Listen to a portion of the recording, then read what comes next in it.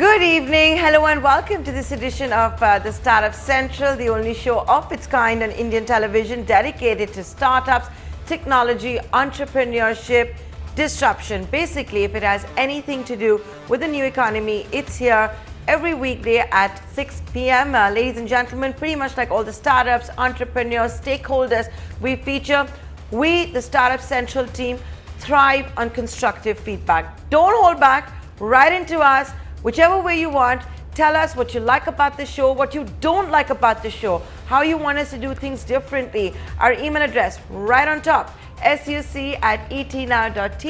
You can also reach out to me directly. My Twitter handle is @Nantara. When we talk about disruption, you couldn't have had a bigger disruptor. It's actually a black swan event than, of course, COVID-19. At a time when all startups are worried about increasing their cash runway, about just surviving and then leave revival for another day post COVID-19, I'm going to today put the spotlight on an 18-month-old startup that not only has managed to extend its cash runway, but has done so by raising $60 million. That's right, you heard me right, $60 million. Who raises $60 million at times like these? Khatabook. And they're with us now, joining us. Here is the co-founder, Ravish, joining us. Hi, Ravish. Thanks so much for joining us right here on Startup Central. $60 million is what Khatabook has raised. I got to begin by just asking you, how? How did you do that?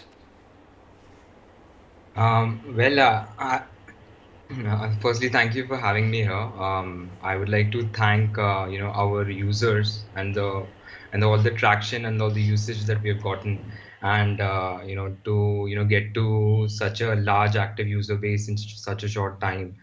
I feel we had a very good product market fit. We addressed a very underserved need. So we were able to address a very large market in a very short time. So I think which is why we've been able to attract investor interest.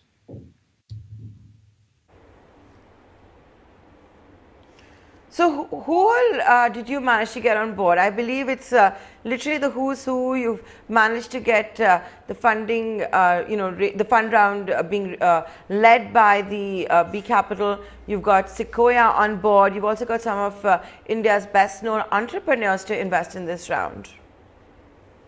Correct. So we've been very fortunate, we have investors from, across the globe, from, US, from Russia, from Europe, from China. So we've been able to, get the best of investors who we believe would be able to partner long term in this journey, and who believe in our product and our roadmap. So as part of the round, the round was led by B Capital, and we saw participation from almost all our internals, Sequoia, DST, Runet Russia, Hummingbird, and we saw new investors, Unilever and Rocketship VC also participating.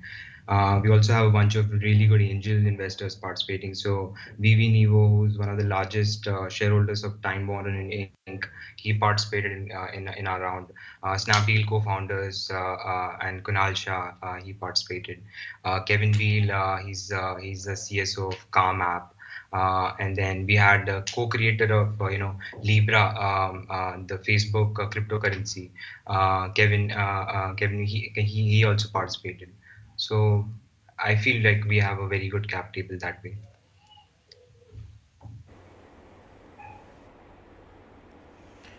So what are you going to do with this $60 million? And can you, I know you may not want to share a lot, but Ravish, give us a sense. And I'm going to ask you this on behalf of the many startups, founders who are watching you right now. It's a dream run. You managed to raise $60 million during a lockdown.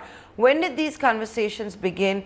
If it began pre-COVID or even post-COVID, how realistic did you have to be? Did you at any point have a situation where you thought you would raise more, but then pull that down, or did you have to raise more, just simply given the bad times, the fact that you needed a longer cash runway?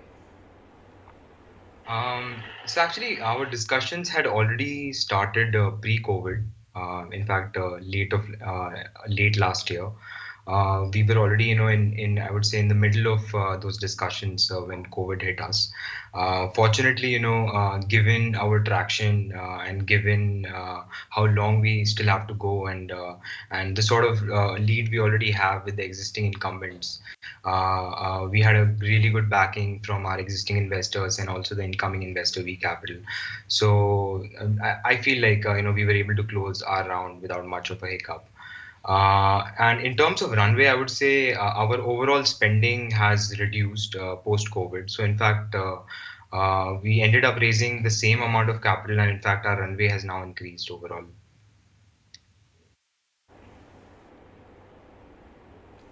Now, you may have raised the same amount of capital, but did you have to part with a similar kind of stake that you first were talking about pre-COVID? Correct. So we were able to, the discussions, whatever they were happening before COVID, we sort of managed to get everything on the same level. And here I'd like to, iterate support of our existing investors who basically helped us, get the deal through at the same level.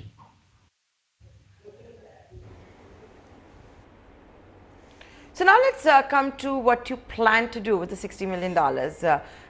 You're 18 months old. I believe one of the co-founders has decided to go his own way. Tell us a bit about what we can expect from Khatabook. You obviously digitize ledgers for Kirana stores, for traders. How has that experience been? I believe there's some data out there which shows you're beating the likes of, let's say, Paytm when it comes to getting merchants on board. Correct. So over the past 18 months, we've been able to get to roughly 3 crore, overall registered merchants, an install base of nearly 1 crore, and we have nearly even during these times in COVID, we have nearly 1 million merchants using us every day. As I mentioned before, like we have almost $200 million of transactions being entered on our Khata book every day.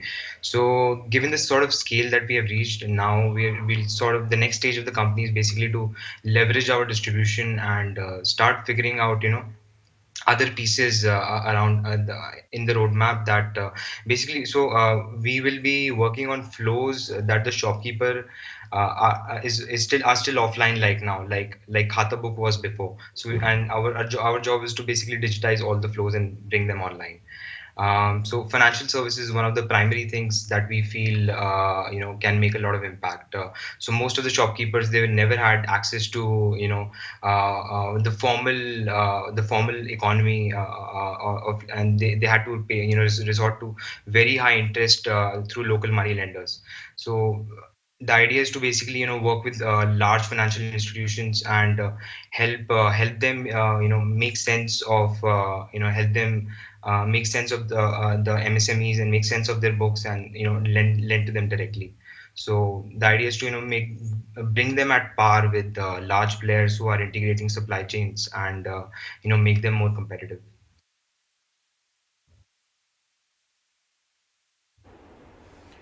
So what is the plan going forward? What do you want to do with all of this money? What is the future? Like, do you have a number? I'm sure you have a number in mind. It's about whether you want to share for how many merchants you want to get on board. What do you plan to do with all of this money? Like, let's say, where is Khata Book going to be 5 years from now? Sure. Primarily, most of our money will be deployed to scale up our technology team and build out rest of the roadmap. We are a pure tech product company. So 5 years from now, where I see Khatabook is, we have a very large addressable market. There are there are government estimates that there are up to 60 million small businesses in India, and we have only scratched the surface in the last year and a half. And in fact, a lot of these businesses, even in fact half of them have not even come online yet. So we have a long way to go, and I feel in the next 5 years we feel a considerable chunk of that 60 million we feel should be on the Khatabook platform.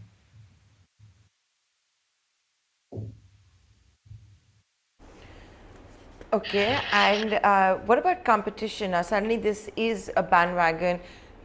everybody wants an piece of and wants to jump onto. For example, I was doing a live webinar with Vijay Shekhar Sharma, and he said he's going to convert this crisis into an opportunity, and his new vertical is going to be about digitizing kirana stores. He's of course got a slightly different model. He wants to get their merchandise QR codes so people can order from the comforts of their homes or offices and figure out delivery. But you're hearing a lot about kirana stores. You've got geocommerce also now there. So how are you going to protect your market share? You're suddenly going to have the big guns entering the space. Sure. So I have a lot of respect for Vijay Shekhar, sir. In fact, he's one of the pioneers who has led digitization of small businesses over the last couple of years. In fact, I feel it's good that more and more attention is coming to this space. Given we are one of the largest small business economies in the world, it definitely deserves a lot more capital, a lot more entrepreneurs working on it. There is so much to do, so much to build. I feel now is the golden time to build for this space.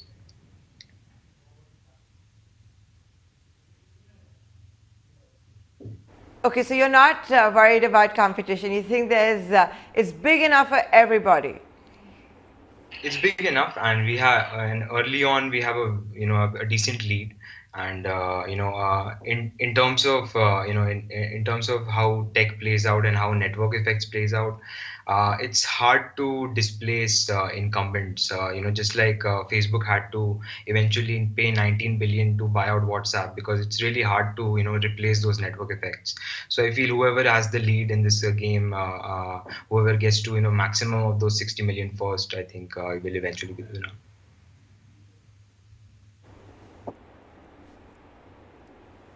Okay.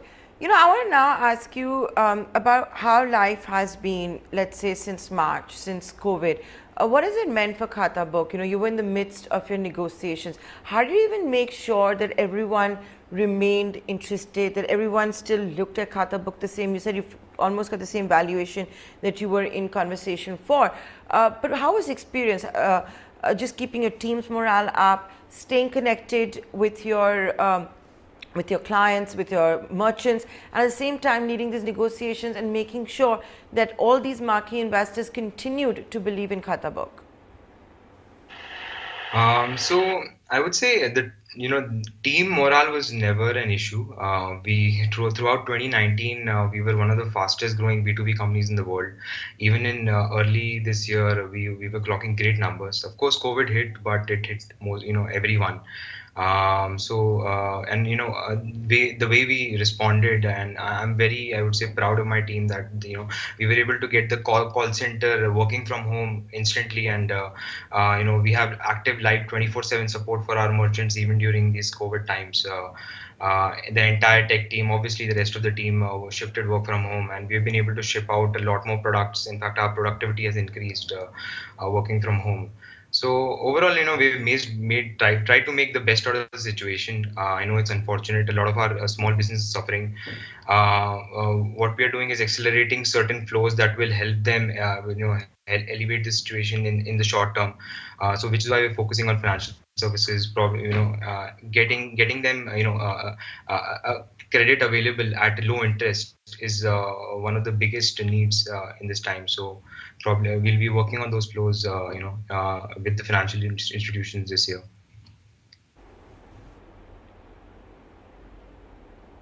So how does it work? How do you make money? If you don't mind my asking, you digitize the ledgers, you help all these merchants embrace technology, and then do they pay you, and are they willing to pay you, and are they willing to also pay you after this 2-month long lockdown? Like, do you think it'll be easy to get more merchants on board? I think so. The thing is that what has changed over the last few years is Geo itself has brought in so many new users online for the first time, and with the influx of cheap Chinese smartphones, now everyone has an internet connected 4G device in their hand. So I would say now a lot of our shopkeepers who weren't online before are suddenly online. So this what this brings is basically now there is a ready adoption for digital services like ours. So what we believe is, we are taking a sort of a platform approach. We feel that being a platform, we'll be able to serve all sorts of, our user needs, right from software to financial services to commerce. I feel there is no, we're still focusing on, growing the user base and building out more software flows and keeping it engaged. Uh, and revenue, I feel, given that we have such a lean team and given we have such a decent runway, we're not under pressure to monetize in the short term.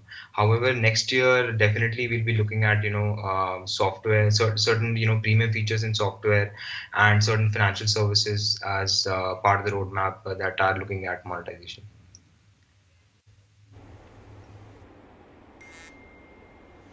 Would you say that you've also been maybe more impacted or less impacted because most of the merchants that you do business with are not from the bigger cities?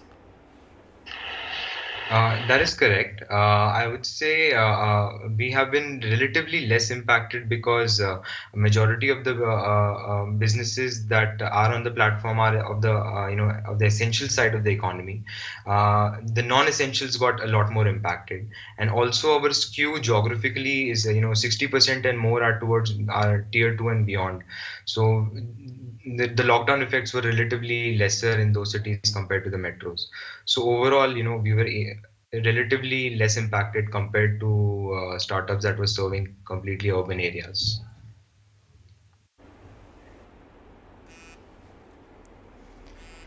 And you're a cricket fan. MS Dhoni congratulated you, talked about Khatabook, the fundraise, all of that. How did that happen?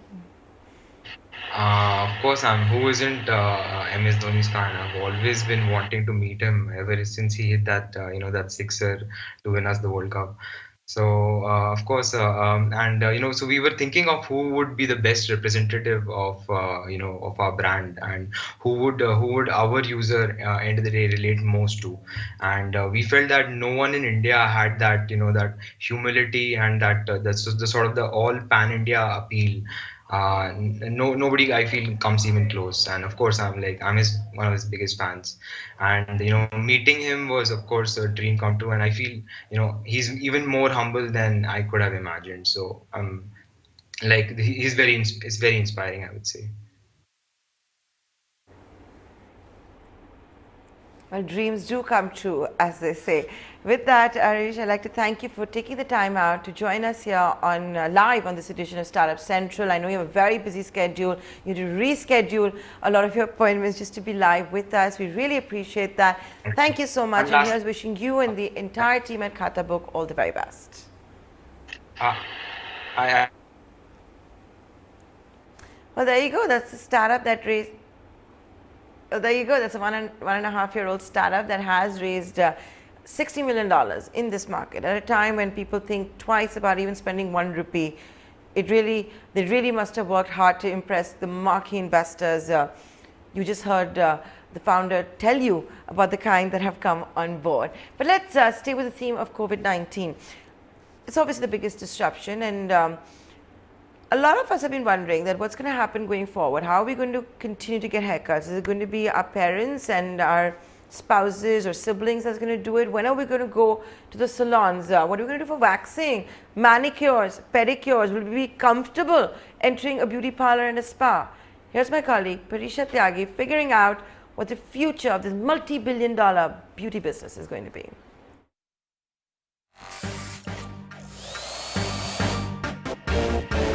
From playing square cuts to doing his own haircut, this is Master Blaster Sachin Tendulkar giving himself a new hairdo. We are sure you would have given yourself or your loved ones an amateur haircut during the lockdown too. With restrictions easing up, you may be breathing a sigh of relief. But is it time to say goodbye to your DIY wax kits, homemade beauty packs, or your recently acquired skills just yet? I'm afraid not. The $5 billion salon industry has been under a lockdown for 8 weeks now. But once it opens up, it is set for a tectonic shift. A walk-in salon sesh? A big no-no. Staggered appointments is the way to go. Stations will maintain the 6 feet apart rule. Disposable towels, face shields, masks, gloves are the new accessory, and one-time disposable kits the new norm. Obviously, there's going to be a serious reprioritization. We will see different behaviors between categories. I briefly mentioned this with health and hygiene becoming paramount. In fact, beauty experts are now developing monodose kits such as one-time use mascara or blush to eliminate sharing of products. All the necessary hygiene protocols are maintained.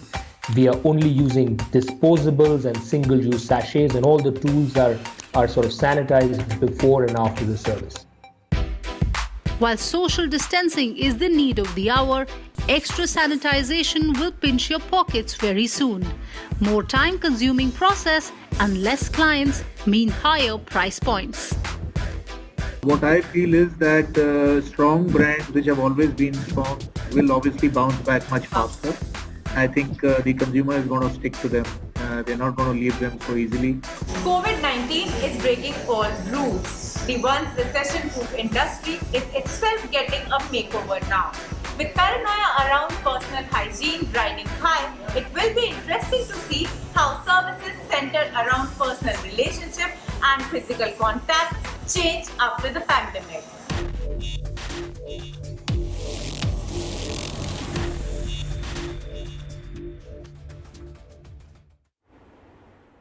Well, that's how the multi-billion-dollar beauty business is likely to feature going forward.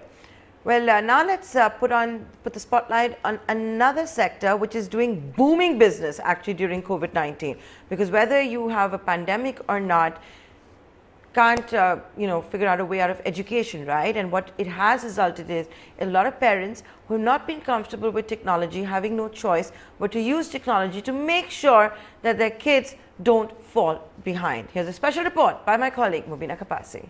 2020 is the year for the big reset. The coronavirus has upended all aspects of life, and students are caught in the crossfire. Schools shut for the summer and beyond, classes cancelled, exams postponed, and uncertainty looms large. And that's why, when schools and colleges reopen, students may find it hard to recognize them. The usual hubbub will be replaced with orderly queues, social distancing, and staggered school shifts. Here are some of the disruptions that your kids are likely to see. While the usual struggle of getting your kids to wake up for school may still stay, the school uniform will be padded with masks and even gloves. Students will have to queue up on entry and get their temperatures checked. Hallways and classrooms will have automatic disinfectants installed, and flexible plastic shields may make their way on each desk. In fact, canteens will either be shut or redesigned to maintain the 6 feet apart rule. But experts say that's not all. Students across grades may be asked to be physically present only a few days a week, which means staggered school shifts.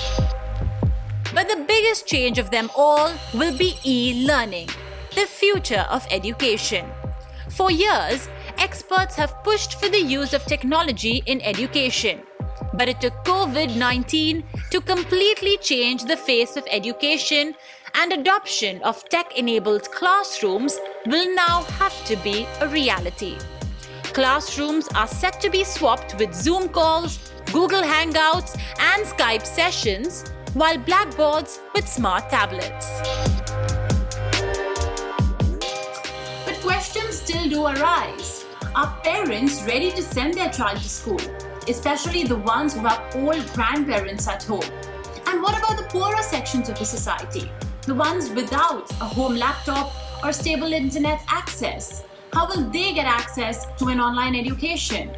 It looks like for now, getting all children the education they deserve is not going to be an easy task.